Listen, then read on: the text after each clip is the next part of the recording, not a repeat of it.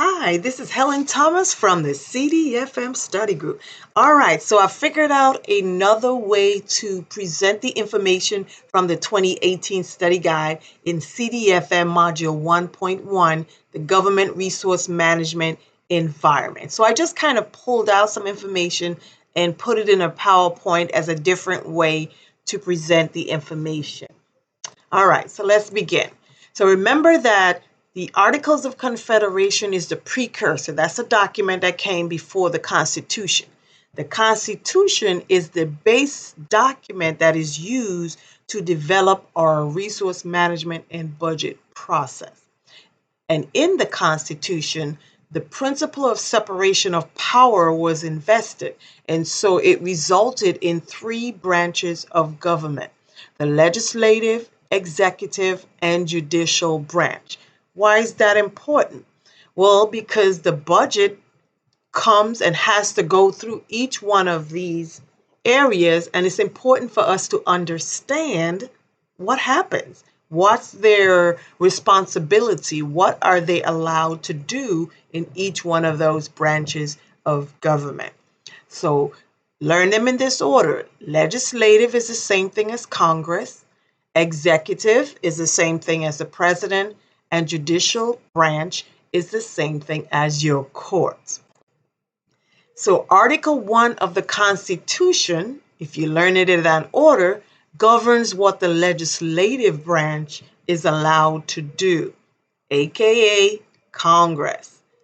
So the legislative branch makes the laws.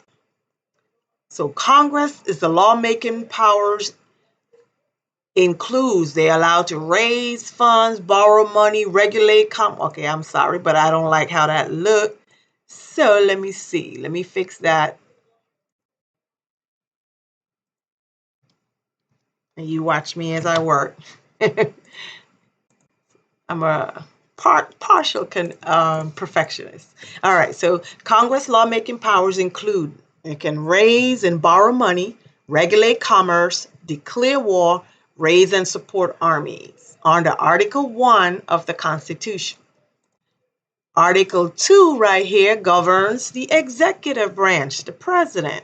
Give the powers of the president to execute the laws. The president is the commander-in-chief and maintains executive powers. And Article 3 governs the judicial branch with the powers of the courts to interpret the laws. So you have your Supreme Court, inferior courts as established by Congress. How do we propose legislation? So we being Congress, because we said Congress makes laws. So how to propose legislation? You have bills. So your bills are your general legislative proposal. If it comes from the House, it begins with an H, or House of Representatives. And if it's the Senate, originates the bill, it starts with an S. Makes it easy, right? Joint resolutions. The House joint resolution is prefixed, so it just tells you how they label. If it's a joint resolution, it's labeled. So joint meaning it's got to come from both sides, affecting in the same manner as bills. So the joint resolution and the bill. So typically, if they want to make a change in the Constitution, they have to use a joint resolution because it's specific, whereas a general bill is what's used for everything else. So joint resolution used to consider, here you go, proposed, I shouldn't jump the gun, changes to the Constitution. Ratification, if you want to change the Constitution, it requires 3/4 of the states to agree. Proposed amendments are not sent to the president for approval. So that means if a law or something in the Constitution needs to be changed, if 3/4 of Congress can agree, it doesn't even have to go to the president for the president to sign. So that's something interesting. Concurrent resolution is if it's a matter affecting both the House of Representatives and the Senate. So what's important with concurrent and simple resolution? Let me go back because it doesn't say it. Neither the concurrent or the simple needs to go to the president. So let me clarify. The bill and a joint resolution under normal conditions go to the president for the president to sign for them to become law. Concurrent and simple resolution do not go to the president. However, remember this exception to policy here. In the joint resolution process, if 3/4 of the states agree with the change, then this one does not have to go to the president either for approval. So that's when you study is what you're looking for, those things that are different. So who can originate a legislation? I think there were 3 that we discussed earlier. It's either can be recommended by the president, and you wonder what's the hoopla about the State of the Union, because the State of the Union is the president's ability to let the nation, let the country, let Congress know what his priority in the near future is going to be, what things he's going to be recommending for consideration, what he wants to do. So the president can recommend legislation through the State of the Union address. It can either be introduced by members of Congress or a whole committee. So those are the only 3 ways in which a legislation could be originated. How does a bill become law? So we says either one of those 3 entities introduced it. So it's introduced by any member of Congress by placing it in the hopper.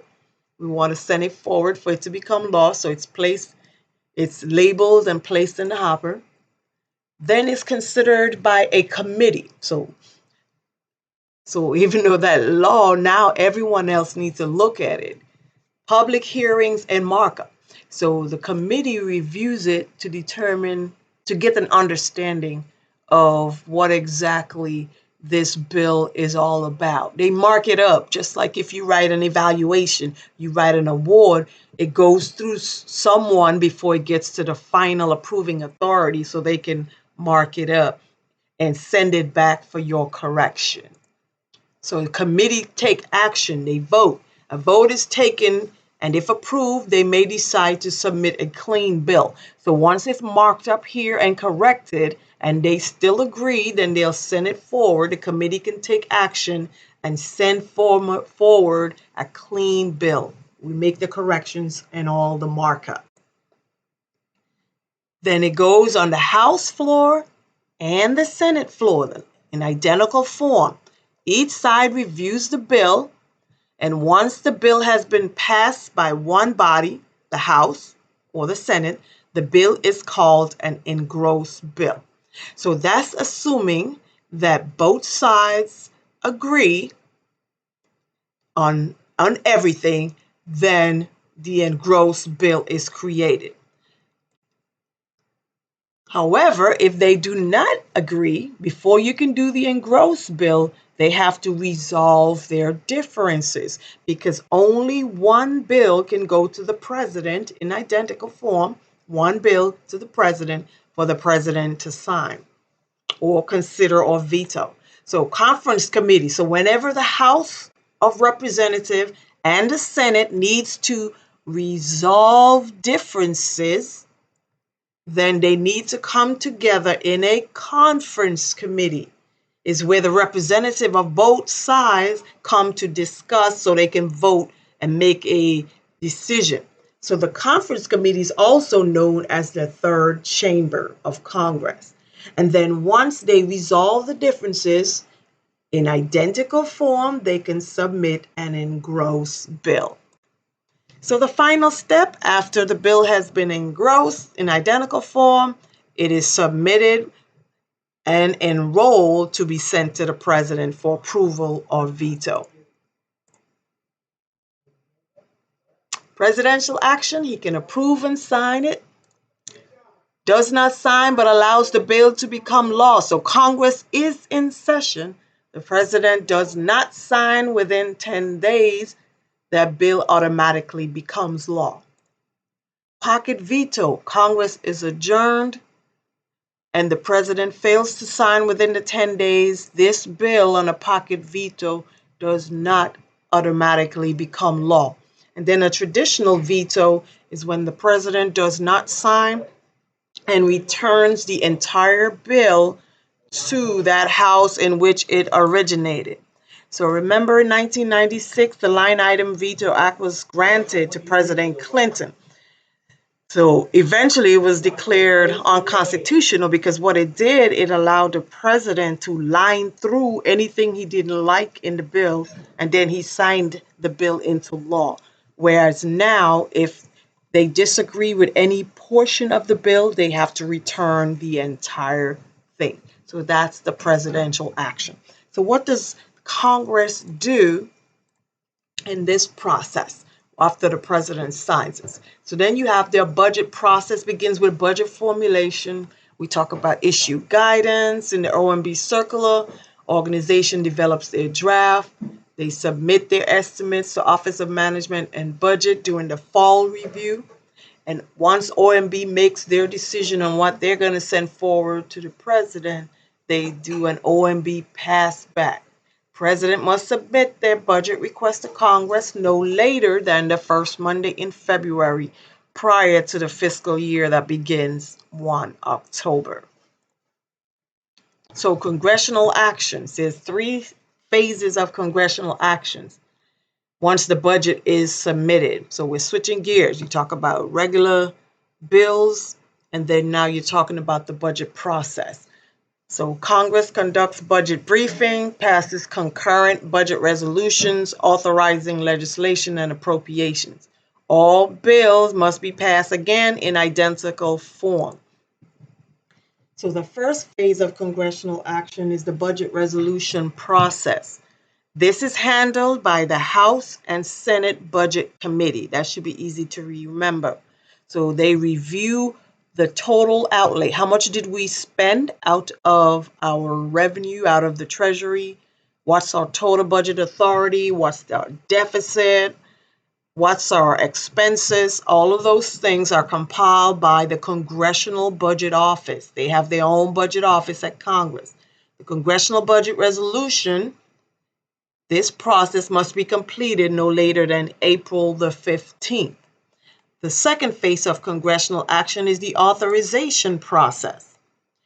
This process authorizes the programs, the categories, and is handled by the House and Senate Armed Services Committee.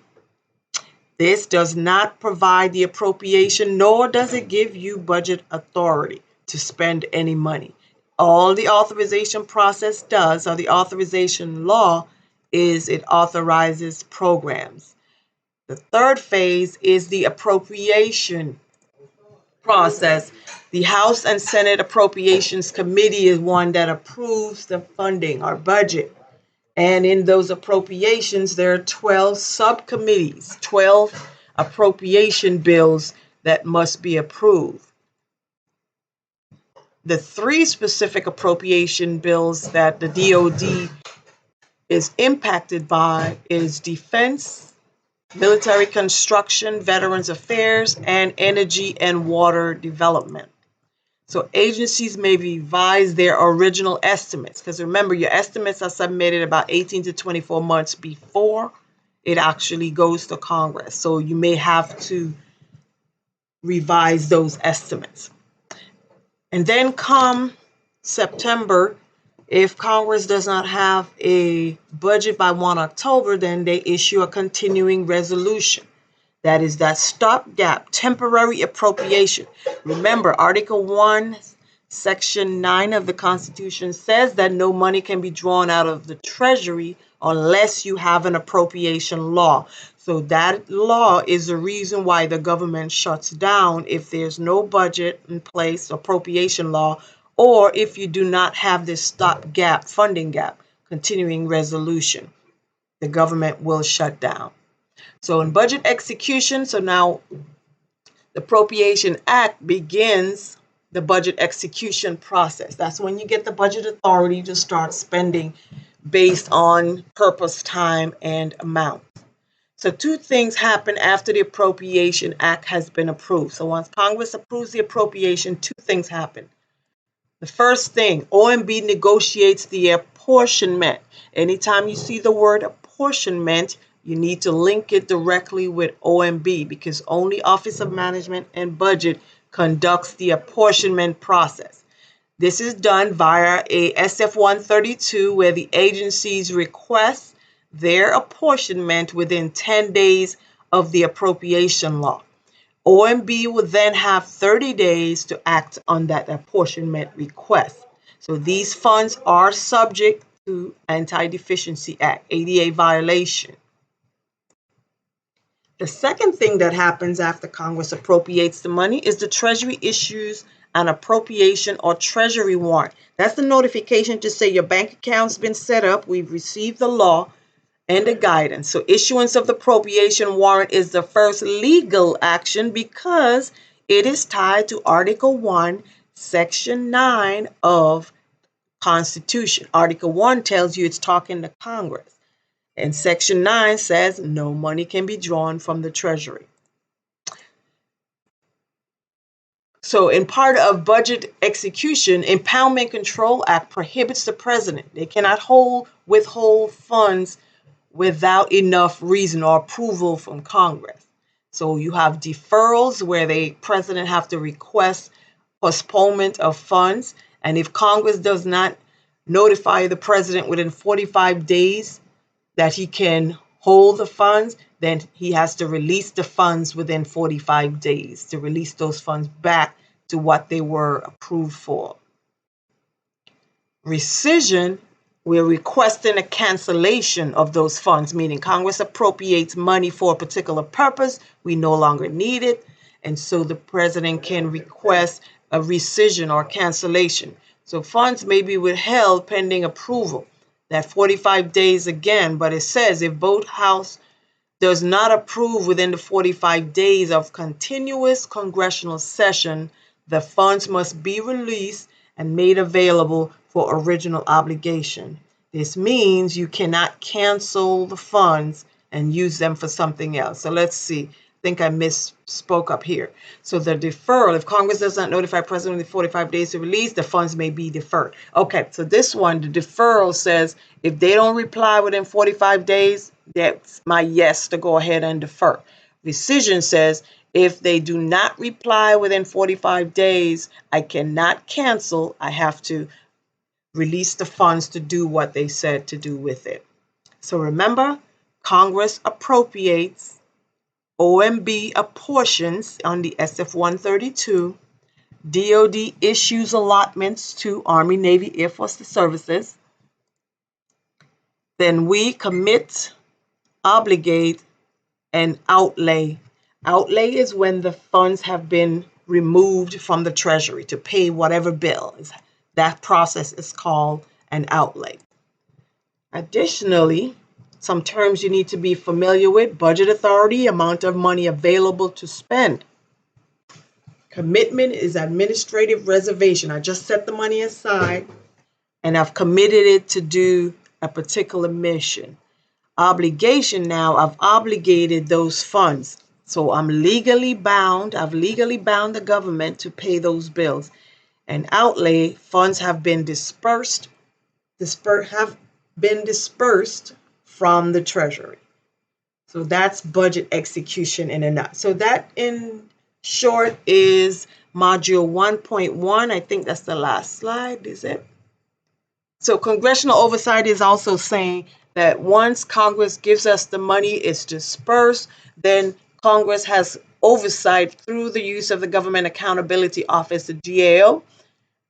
And the GAO is an independent auditing agency that works directly for Congress. The person in charge of the GAO is the Comptroller General, the CG. So the federal budget, revenue, 50% of how the government makes money is through individual income tax, and 34% Social Security. Then you have some other categories. So the two primary methods of raising money is to raise your income tax or Social Security that they take out of your paycheck. Expenses, bills that we pay. So 70% is direct. That means those are bills that you have to pay. I got to pay my rent. I got to pay my civilian pay, mandatory payment. 70% of what I'm spending is mandatory. So only 30% of the money that I take in, I have to do everything else, to include defense, education, State Department, all those other agencies.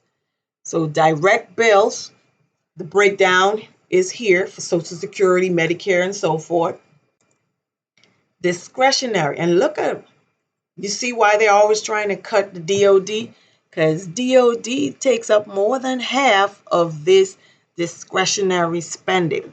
So 16% defense, so that's 30, yeah, that's 30%. And 14% goes to everybody else. So everybody else gets this little piece right here of the total spending.